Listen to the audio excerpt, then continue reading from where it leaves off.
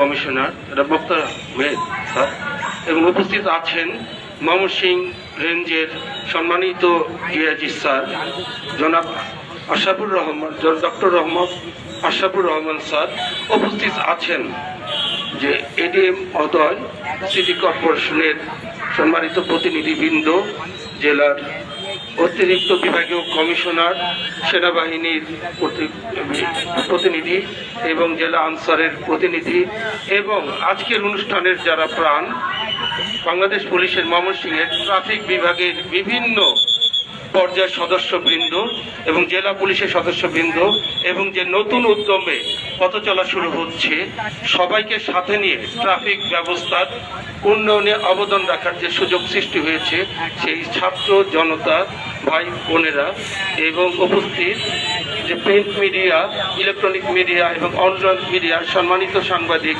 ভাই বোনেরা, এই সূচনা লগ্নে, এই শুভ লগ্নে আপনারা এসেছেন। ময়মনসিংহ জেলা পুলিশের পক্ষ থেকে সবাইকে জানাচ্ছি প্রাণঢালা শুভেচ্ছা এবং কৃতজ্ঞতা।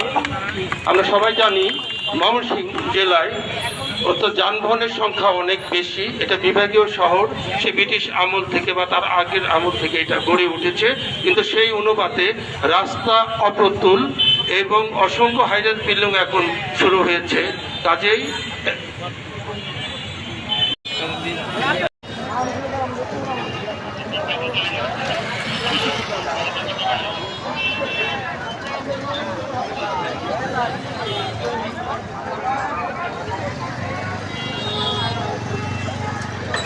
র্যালিটা কিসের জন্য?